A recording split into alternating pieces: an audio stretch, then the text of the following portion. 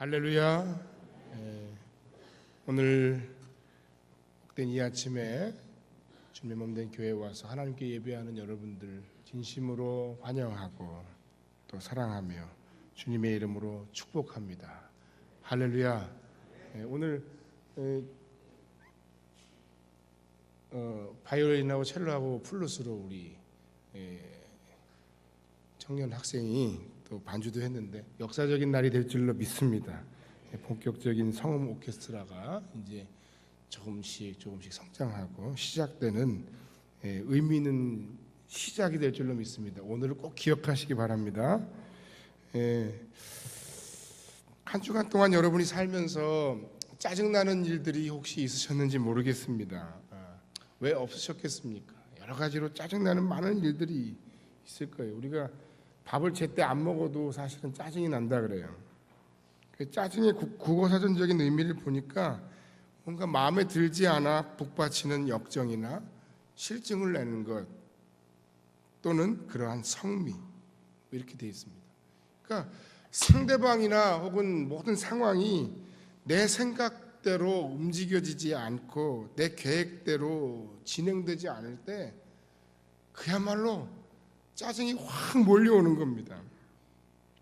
뭐 새 차를 여러분들이 예를 들어서 기분 좋게 큰 돈을 들여서 계약을 했는데 그래서 출고될 날을 기다렸는데 내일이면 오는 줄 알고 다 기다리고 있는데 그 당일이나 그 전날 갑자기 영업사원이 전화가 딱 와서 고객님 죄송합니다. 제가 열심히 최선을 다했는데 한 며칠 더 걸릴 것 같다 그러네요. 뭐 예를 들어서 그런 얘기를 들어도 굉장히 짜증이 나지 않겠습니까?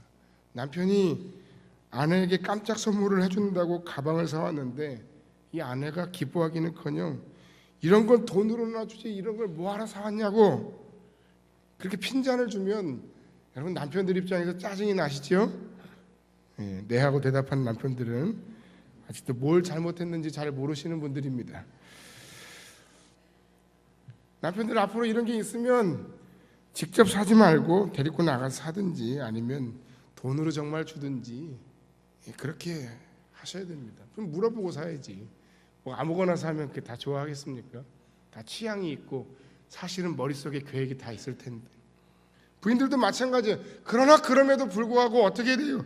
일단 감사히 받고 뭐 백화점에 가서 조용히 그 물건을 바꿔 오시든지 돈으로 환불하든지 하시면 되지 않겠습니까? 영수증이 없다고요? 그건 저도 모르겠네요. 그런데 이런 것들은 우리가 배부른 고민입니다. 내가 하나님의 응답을 기다리고 하나님의 말씀에 순종하고 살고 있는데 왜 이렇게 내 생각과 계획대로 되는 게 없는지 잘 모르겠어요. 하는 일마다 잘 되기는커녕 그 다음 타임은 이 순간순간을 잘 믿음으로 신앙으로 위기를 모면하고 그럼에도 불구하고 하나님을 원망하지 않고 순종하며 믿음으로 살았는데 그 다음 타임은 분명히 하나님이 내 인생과 삶에 복을 주시고 뭔가를 응답해 주시고 뭔가 나의 삶의 환경이 바뀌어야 되는데 전혀 그러지 않는 거예요.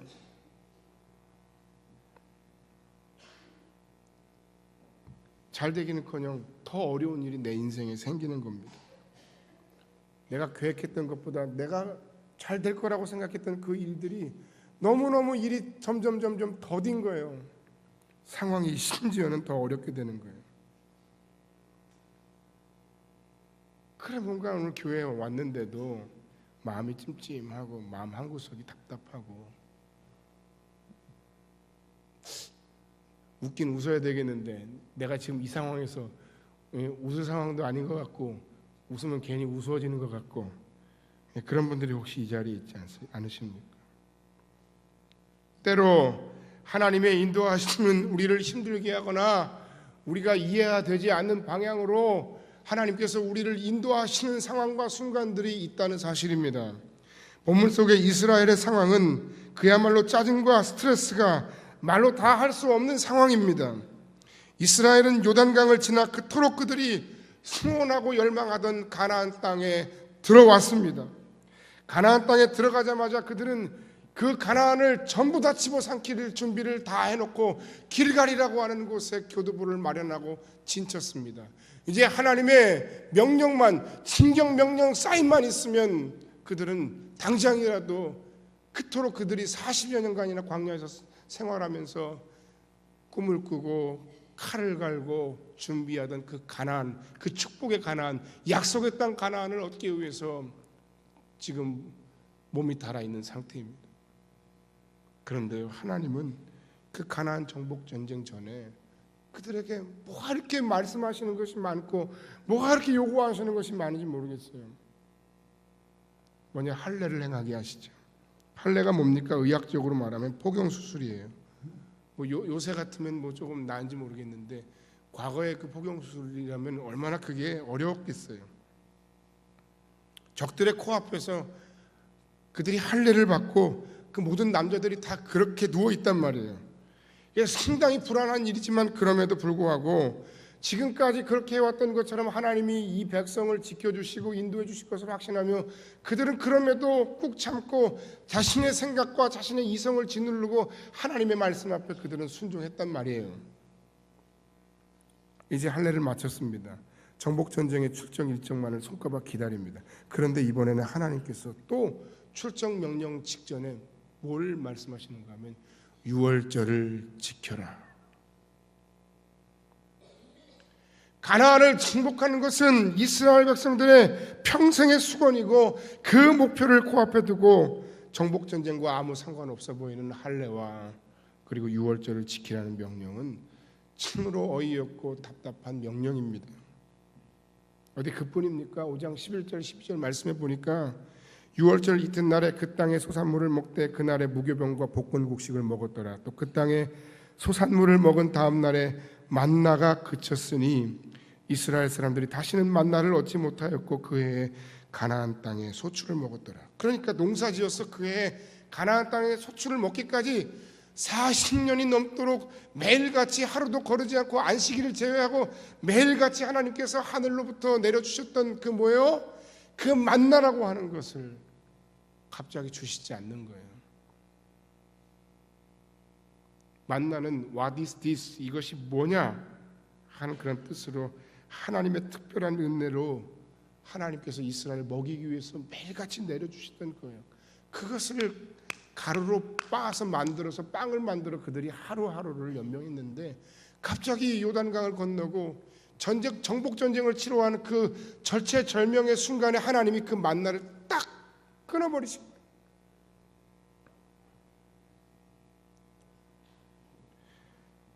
여러분, 이것이 의미하는 바가 뭐예요?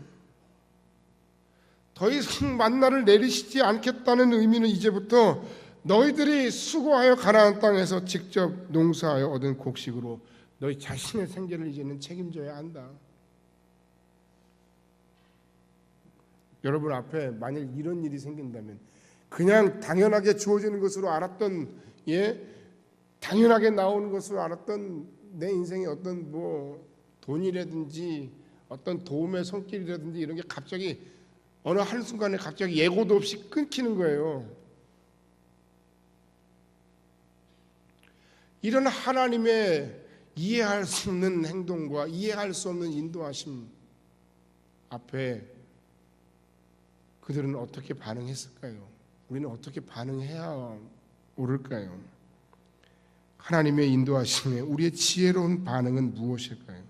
다시 말씀드려서 삶이 내 생각과 계획대로 되지 않아서 짜증나고 하나님의 인도하심에 의구심이 들 때 우리가 신앙인으로 하나님 앞에 어떤 모습으로 서야 하겠냐 하는 겁니다. 어떤 모습으로 서야 하나님은 우리의 삶의 문제를 신속하게 해결해 주시겠는가 하는 거예요. 첫 번째, 하나님의 신실하신 의도를 의심하지 마시기를 바랍니다. 모든 하나님의 인도하심에는 분명한 의도가 있어요. 비록 그것이 내 생각과 내 때와 내 계획과 내 방법에 맞지 않을지라도 하나님의 인도하심에는 반드시 선한 의도가 있다는 사실을 우리는 기억하고 알아야 합니다. 먼저 하나님께서 왜 정복전쟁 직전에 유월절이라는 그 축제를 그들로 하여금 지내게 하시고 즐기게 하셨던 것일까? 그것은 바로 이스라엘이 40년 전에 출애굽 사건을 시키셨던 그 하나님을 기억하게 하기 위함이었습니다. 유월절은 이스라엘이 출애굽을 하는 데 있어서 결정적인 사건이었죠. 애굽에 충노릇하던 그들을, 이스라엘 백성들을 풀어주게 하시는 그 하나님의 역사하심 가운데 무려 9가지 재앙에도 불구하고 꿈쩍하지 않던 그 애굽의 바로 왕이 마지막 그 10번째 재앙으로 인하여서 결국은 힘들고 항복하죠. 그게 뭐예요? 장자의 재앙이에요. 하나님께서 그 땅에 있는 모든 초태생, 모든 심지어 사람의 장자뿐만 아니라 짐승의 첫 새끼까지 다 생명을 거두어 가시는데, 그 거두어 가시는 데 있어서 하나님의 백성들은 지켜주셨어요. 어떻게? 그 집 앞에 어린 양, 6월절 어린 양의 피를 바른 집은 그냥 넘어가게 했다는 거예요. 그게 패스오버, 6월절이라는 거예요. 그래서 그 6월절 사건을 통해서 모든 애굽의 백성들이 충격을 받고, 하나님께서 과연 살아계시고 하나님께서 이 백성 이스라엘을 사랑하시는구나 하는 것을 확증하셨고, 그 사건으로 인해서 이스라엘 백성들이 60만이 넘는 이스라엘 백성들이 그 애굽 땅에서 탈출해서 가나안을 향해 출발할 수 있는 계기가 되던 사건이 6월절이에요. 그러니까 하나님 편에서 보면 정복 전쟁을 앞두고 이 가나안 7족과 싸워야 할, 수많은 수년 동안 싸워야 할 이스라엘 백성들이 하나님의 입장에서 보면은 다시 한번 그 하나님을 먼저 기억하고 싸우는 것이 중요했다는 거예요. 그 40년 동안 그 하나님의 손길, 그 하나님의 인도하심, 그 하나님의 섭리를 다시 한번 확신하고 그 하나님으로 더불어 새 힘을 얻고 새 출발하는 것이 하나님의 관점에서는 의미가 있었다는 거예요. 사람의 관점에서 보면 왜 하나님은 이 상황 가운데서 6월절을 지키라 말씀하시는가 하셨지만, 하나님의 관점에서는 그러나 그들을 인도하시고 그들을 지키시고 그들을 건지셨던 하나님을 기억하고 정복전쟁에 임하는 것이 정말 중요했다는 거예요. 우리 교회가 이제 40주년을 앞에 두고 있어요. 4월 13일이 교회 설립 40주년 기념일이에요. 40년간이나 하나님께서 그 광야 가운데서 우리를 인도하시고 가나안 땅에서의 아름다운 축복 전쟁, 그것을 우리에게 허락하시는데, 그 모든 과정 속에서 우리가 앞으로의 우리의 미래의 계획들을 꿈꾸고 계획하고 진행해 나가며, 또 우리의 인생의 삶의 모든 여러 문제들을 해결해 나가고, 우리의 가정과 자녀와 하나님 주신 약속의 말씀들을 어떻게든지 매치하고 그 가운데서 저 앞으로 전진하여 나아갈 때 우리에게 가장 필요한 것이 뭐예요? 그냥 무조건 달리면 되겠습니까? 뒤도 돌아보지 말고 옆도 돌아보지 말고 오직 앞만 보고 뛰어나가면 되겠습니까? 잠깐 여유를 가질 필요가 있는 거예요. 급할수록 오히려 돌아가고, 이해가 안 될수록 우리가 오히려 무엇을? 하나님을 생각해. 하나님이 누구신지, 하나님이 어떤 분이신지, 하나님이 내 인생을 어떻게 인도하셨는지, 하나님이 나를 어떻게 붙들어 주셨는지, 그것을 기억하는 것이 더 중요한 일이라는 거예요. 그들은 이해할 수 없었지만 하나님은 그것을 말씀하시는 거예요. 그것뿐인 줄 아십니까?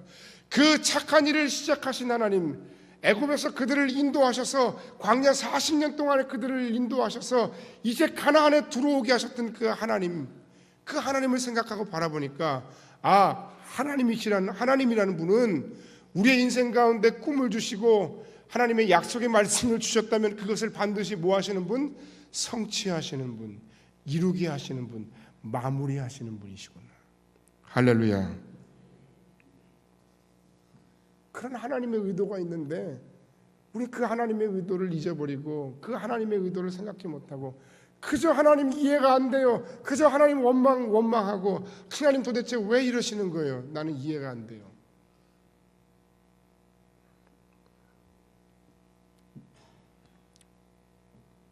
만나 사건도 마찬가지예요. 만나가 그침으로 그들의 마음은 크게 요동하고 흔들렸어요. 여러분의 삶에 매일매일 먹는 그 쌀떡이 그냥 누군가가 그냥 주던 것이 그냥 없어져 버렸어요. 후원의 손길이 없어졌어요. 어려운 세상 가운데 가족이 실직을 했어요. 이제 짜증을 넘어 절망적인 상황이에요. 그러나 여기에도 숨겨진 놀라운 하나님의 뜻이 있다는 거예요.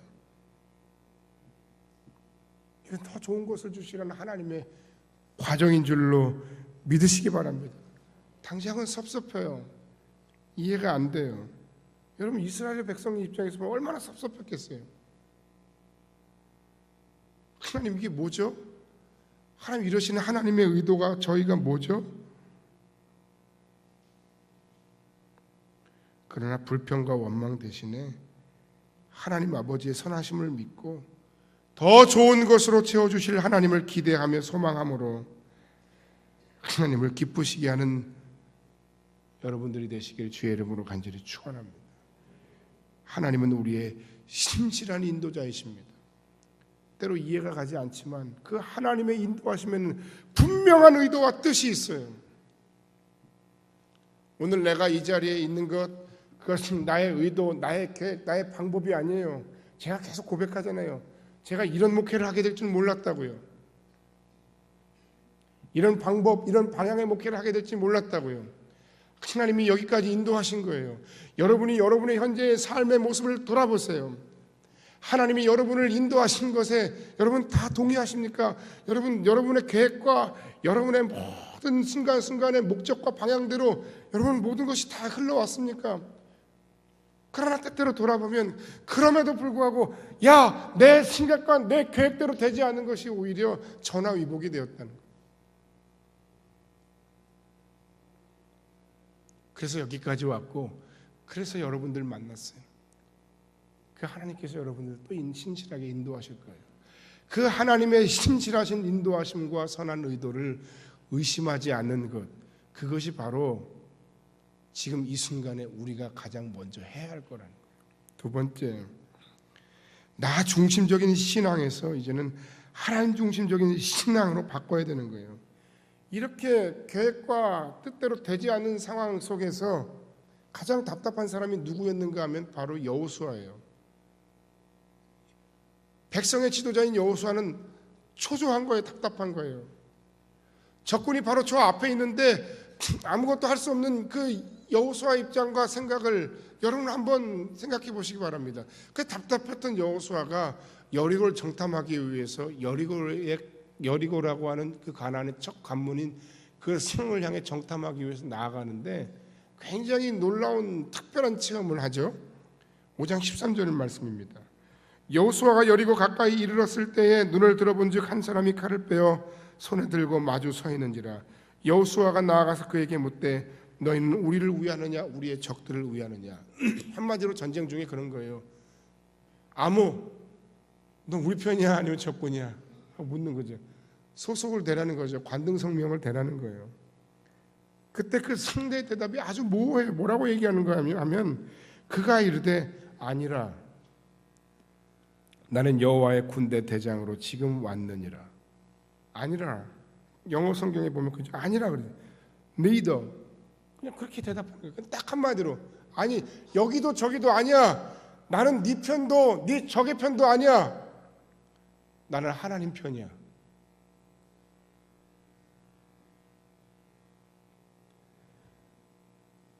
당신은 내 편이십니까? 라고 묻는 여호수아에게 하나님의 군대 대장이 하나님의 무장이 그렇게 대답을 한 거예요. 나는 네 편도 네 적 편도 아니야 라고 말씀하시는 거예요. 여러분 얼마나 서운한 대답일 수 있어요. 그러나 여러분 여기서 우리는 굉장히 중요한 우리의 신앙의 포인트를 굉장히 중요한 우리의 신앙생활 기독교 신앙생활의 관점을 발견해야 되는 거예요.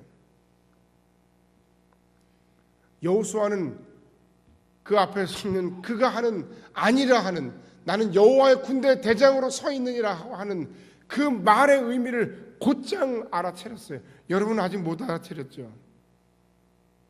그것이 바로 우리 신앙의 문제라는 거예요.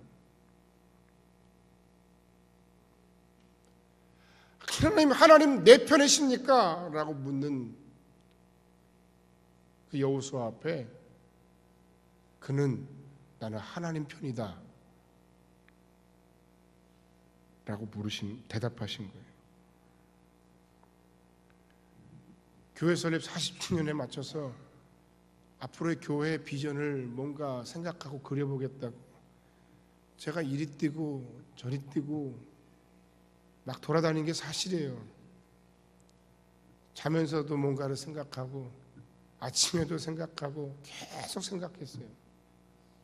그런데 지난 한 주간 동안 참 많은 일들이 있었어요. 제가 많은 곳 돌아다녔고 많은 사람들 만났어요. 그런데 제 마음속에 어저께 드는 생각이 무엇인가 하면 바로 그거예요. 네가 너무 정신없이 앞만 보고 가고 있구나.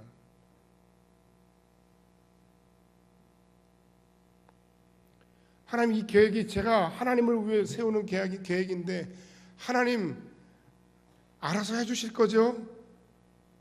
라고 묻는 저에게 오늘 말씀이 이렇게 대답하시는 거예요. 혹시 그것이 내 생각, 내 방법, 내 계획은 아니냐? 이것이 너의 목회이냐 하나님의 목회이냐라고 물으시는 것 같아요.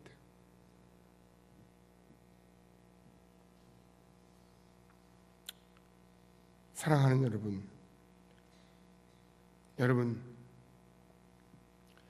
여러분 앞에 누군가와 갈등이 있고 뭔가 상대 경쟁자를 쓰러뜨려야 하고 그리고 그들을 쓰러뜨려 넘어뜨리지 않으면 죽을 수밖에 없는 그런 삶의 환경 속에서 여러분 하나님 내가 저를 이겨야 제가 삽니다. 제 편이 되어 주십시오 라고 물으실 때 하나님은 여호수아에게 대답하셨던 것처럼 하나님은 저에게 하나님 여러분에게 그렇게 되묻고 계시는 겁니다. 그런 기도는 응답되지 않는다는 거예요. 하나님 저 사람을 쓰러뜨리기 위해 내 편이 되어 주십시오가 아니라 하나님 내가 하나님의 편에 서 있기를 원합니다. 하나님 내 자녀가 아니라 하나님의 자녀입니다. 하나님 내 가정이 아니라 하나님의 가정입니다. 하나님 이 교회가 하나님의 교회입니다. 내 교회가 아니라 하나님이 기뻐하시고 하나님이 주인 되시고 하나님이 다스리시고 하나님이 왕이신 하나님의 교회입니다. 내 기업이 아니라 하나님의 기업입니다.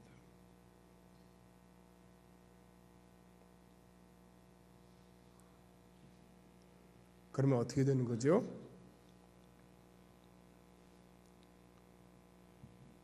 그 하나님 편에 서 있는 나는 이깁니다. 할렐루야. 여러분 이 신앙생활의 지혜예요. 내가 뭔가를 자꾸 어떻게 해보려고 하고 내 인생을 뭔가 자꾸 어떻게 해보려고 하고 내 가정을 자꾸 뭔가 어떻게 해보려고 하고 내 자녀를 뭔가 자꾸 어떻게 해보려고 하고 내 기업체를 뭔가 자꾸 어떻게 해서 살려보고 뭔가 내 꿈과 야망을 펼쳐보려 하고 그래서 힘든 거예요. 그래서 지치는 거예요. 그렇게 하면 오래가지 못해요. 여러분 병나요. 저를 보니까 그렇다고 하더라고요. 이렇게 살다간 병나겠더라고요.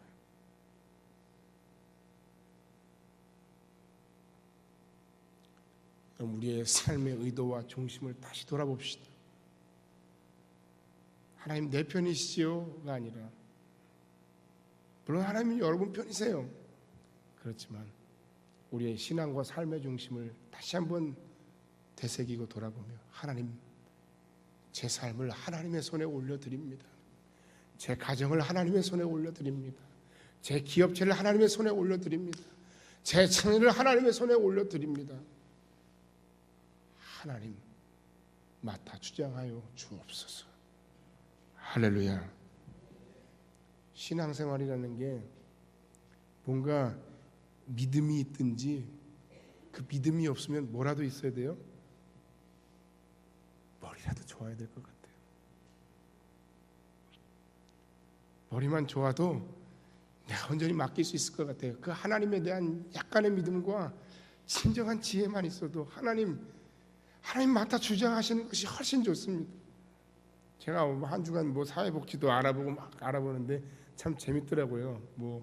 정부 기관에서 어떤 사회복지 다목적 사회복지회관이나 혹은 국공립 어린이집이나 이런 거를 위탁해서 줄 때 뭐 여러 가지 방법이 있는데 그 중에 한 방법이 예를 들면 이런 거예요.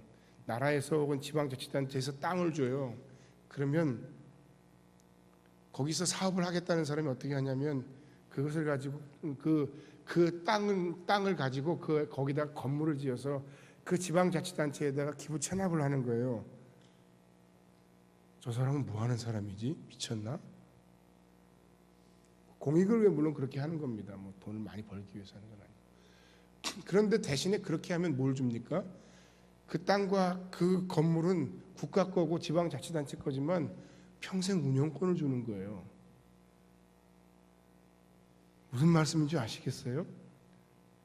여러분, 지혜가 필요하다고. 우리의 인생과 삶을 하나님께 믿음으로 드리고 맡기고 우리의 모든 삶을 하나님의 손에 올려드릴 때 하나님은 그것을 책임져 주시는 거예요. 그래서 그것이 국가 것이 되고 그것이 국공립이 되고 하는 순간 국가에서 많은 것을, 물론 복지 예산이 한계는 있겠습니다만 많은 걸 책임져 주는 거예요. 세상에서도 이렇게 하더라고요. 우리 신앙은 더 말할 것도 없어요. 우리의 삶의 연약한 부분들을 하나님의 손에 맡기고 올려드릴 때 하나님 우리의 연약한 부분들을 맡아 주장하시면 하나님의 능력의 손길 아래서 우리는 하나님께 믿음으로 맡기고 살아가면 되는 거예요. 그러므로 하나님 앞에 올려드릴 우리의 바른 기도와 신앙은 하나님 내 편이 되어주세요가 아니라 하나님 제가 하나님의 편으로 함께 하나님과 더불어 싸우게 해주세요. 이것이 바로 신앙이에요. 이것이 바로 기독교 신앙이에요.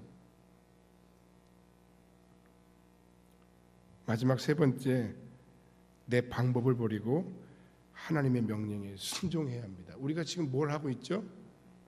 무엇에 대해 얘기하고 있죠?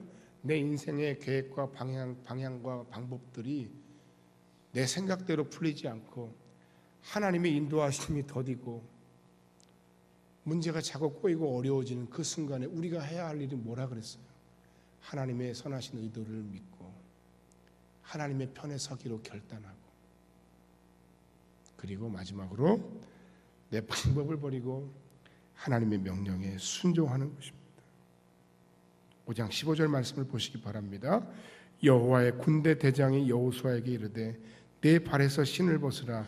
내가 선 곳은 거룩하니라. 내 발에서 신을 벗으라. 내가 선 곳은 거룩한 곳이기 때문이다. 왜 거룩하죠? 그것이 어떻게 거룩해지느냐? 하나님이 함께 하시는 그것이 거룩해요. 하나님 앞에서 우리의 신발을 벗는 그것이 거룩해요. 근데 이 장면을 어디서 많이 봤죠? 모세가 하나님 앞에 하나님의 산 호렙산에서 떨기나무 가운데 타지 않는 불꽃으로 임하신 하나님의 임재를 경험하는데, 그곳에서 하나님께서 음성으로 모세에게 뭐라고 말씀하십니까? 내가 선 곳은 거룩한 곳이니 내 발에서 신을 벗으라. 똑같이 얘기하시잖아요. 이게 무슨 말씀이에요? 발에 신을 벗는다는 게 뭘 의미하는 걸까요? 신을 벗는다는 의미는 지금까지 하나님 없이 지내왔던 내 인생의 모든 여정 속에서 나름대로 더럽혀진 그 신발을 벗으라는 의미입니다. 사람은 살아오면서 수많은 삶의 경험을 통해서 나름대로의 자신의 개똥 철학과 나름대로의 소신과 나름대로의 경험과 나름대로의 이론을 가지고 살아갑니다. 그걸 무시하는 게 아니에요. 그렇지만 결정적인 순간에 하나님의 백성, 하나님의 사람은 그 마지막 결론에 있어서는 하나님의 뜻을 구하고 하나님의 말씀을 찾고 하나님의 방법이 무엇인지를 생각하고 선택하고 결단하는 것이 바로 하나님의 사람의 삶이라는 거예요. 여러분의 경험을 인정하세요. 그렇지만 그 모든 경험과 그 모든 여러분의 생각과 방법이 과연 하나님의 뜻인지, 하나님이 기뻐하시는 뜻인지, 하나님의 말씀에 합당한 것인지 우리가 그걸 점검해 봐야 된다는 거예요.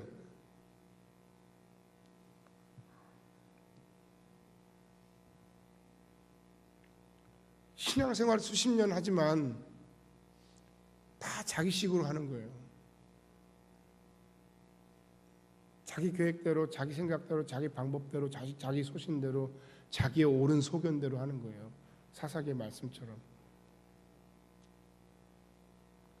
그러니까 이 하나님의 군대가 아니라 뭐예요? 다국적 군대 내지는 뭐예요? 당나라 부대가 되는 거죠. 힘이 없어요. 왜? 다 자기 소견에 옳은 대로 행하니까. 우리가 함께 하나님의 뜻을 이루어서 함께 무언가 할 수 있는 방법과 근거는 뭐냐면 하나님의 말씀인 거예요. 할렐루야. 그 말고는 우리가 공통점이 없어요. 여러분의 인생과 삶이. 저의 인생과 여러분의 인생이 만날 부분이 별로 없어요. 생각이 다 다르잖아요. 그런데도 불구하고 우리는 하나님께 기도할 때, 우리가 하나님 앞에 뭔가 계획을 세울 때 우리가 정해놓은 방식과 우리가 원하는 때와 우리가 원하는 순간에 하나님이 그렇게 해주셔야 된다고 말하는 거예요. 구원과 관련된 것을 뺀 나머지는 얼마나 우리의 삶이 다양해요. 예? 옷을 입는 방법도 굉장히 다양해요. 저는 목회하면서 그 새벽예배 나오면서 직업병이 하나 있는데 뭔 줄 아세요? 먼저 씻을까요? 아니면 먼저 옷을 입을까요? 예? 더러운 얘기를 해서 죄송한데 먼저 씻을까요? 먼저 옷을 입을까요?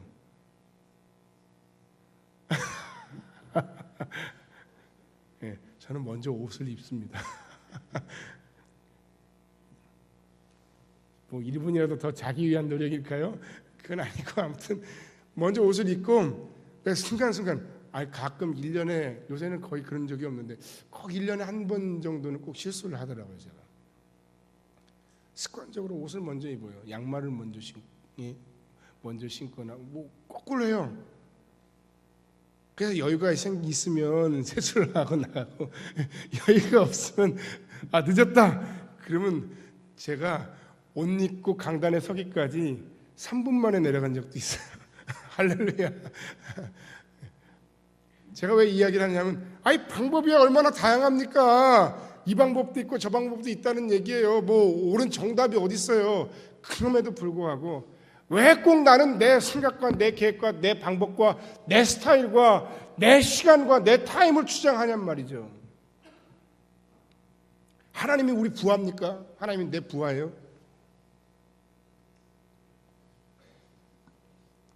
꼭 자기 스타일, 자기 생각, 자기 방식을 고집해요. 하나님의 일을 할 때도 내 삶의 라이프 스타일을 살아가고 개척하고 행동할 때도 마찬가지. 그래 하나님께서 이스라엘 백성의 지도자인 여호수아에게 모세에게 말씀하셨던 것처럼 이 가나안 정복 전쟁을 시작하기 직전에 이 가나안 땅에 들어온 이스라엘 백성과 그 지도자인 내가 먼저 해야 할 것이 있어. 이제는 내 스타일을 내려놔. 이젠 내 방법을 포기해.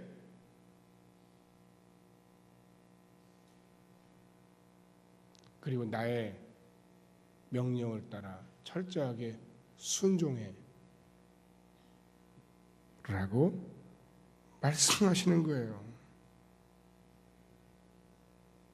그렇게 순종할 때 아까 말씀드렸던 이 전쟁이, 이 가나안 정복 전쟁이, 그리고 우리가 앞으로 꿈꾸고 계획하는 성음교회의 선교적인 비전들이, 내가 꿈꾸고 계획한 내 인생의 모든 삶의 방향들이 내 계획, 내 방법, 내 야망, 내 목적에 의해 이루어지는 것이 아니라 하나님의 뜻, 하나님의 계획, 하나님의 방법, 하나님의 능력, 하나님의 주권, 하나님의 손에 붙들려 하나님의 것으로 말미암아 승리하는 하나님의 전쟁, 하나님의 싸움, 하나님의 사명, 하나님의 비전, 하나님 안에서의 승리가 되는 것입니다. 결론의 말씀을 드리고 말씀을 마칩니다. 답답하고 힘들고 짜증나는 일들이 많습니다. 그럼에도 하나님을 원망하거나 남 탓하지 마시기 바랍니다. 우리를 이렇게 인도하시는 데에는 분명한 하나님의 의도가 있습니다. 오히려 하나님께서 내 인생과 삶을 강력하게 인도하시고 그 가나안 땅에서 그 땅을 정복하기까지 그 하나님의 말씀하신 그 약속이 내 인생과 삶에 우리 교회에 통해 성취되기까지 우리가 선결해야 할 우리의 삶의 문제들이 오히려 많음을 고백합시다. 해결돼야 될 많은 문제들이 있지 않아요? 하나님 왜 내 삶을 이렇게 인도하십니까? 하나님 왜 내 삶에 이런 축복을 허락하지 않으십니까? 라고 말하기 전에 해결돼야 할 많은 문제가 있어요. 사람과의 막힌담, 사람과 문제가 있는데 하나님 앞에 기도하면 그 기도를 응답하시냐고. 죄와 교만, 하나님을 철저하게 믿지 못하는 온갖 종류의 나의 삶의 불신앙. 그래서 내 생각에는 고지가 바로 조기인 것 같으나 그러나 바로 조기까지 가기까지 해결되고 선결돼야 할 문제들이 있는 거예요. 하나님의 생각은 다르신 거예요. 교회 설립 40주년을 바라보고 꿈꾸는 성원교회 공동체나 그 비전을 한번 세워보겠다고 이리저리 뛰어다니는 저에게 하나님 그렇게 말씀하시는 거예요. 야, 조급하게 뭔가를 실행하고 너의 생각대로 행하려 하기 전에 하나님께서는 먼저 우리가 생각해야 할 것들, 결단해야 할 것들, 함께 공유해야 할 것들이 있다고 말씀하시는 거예요. 그들에게 유월절을 지킬 것과 만나를 그치는 사건을 통해서 교훈을 주셨던 것처럼 40주년 기념주일을 준비하면서 하나님의 일하심을 기억하고 기뻐할 수 있는 영적 유월절의 축제를 경험하는, 그리고 그 하나님의 함께하심과 하나님의 신실하심을 고백하는 교회 공동체가 되길 원합니다. 육신의 만나보다는 하나님에 대한 더욱 철저한 신뢰가 필요한 시기임을 고백하는 저와 여러분들이 되길 바랍니다. 하나님의 편에 서서 내 타임이 아니라 하나님의 타임에 맞춰 순종하는 교회와 목회자가 되기를 하나님은 기뻐하십니다. 하나님은 신실하십니다. 그러므로 조급하여 행동하고 실천하거나 짜증을 부리기보다는 신실하게 하나님의 뜻을 따라 하나님과의 소중한 영적 관계와 신앙생활의 전 과정을 준비해가는 큰 아름다운 교회 공동체가 되므로 하나님의 준비된 승리와 축복을 다 경험하고 누리는 우리 성음교회 공동체가 되어지기를 주의 이름으로 간절히 축원합니다. 기도하겠습니다.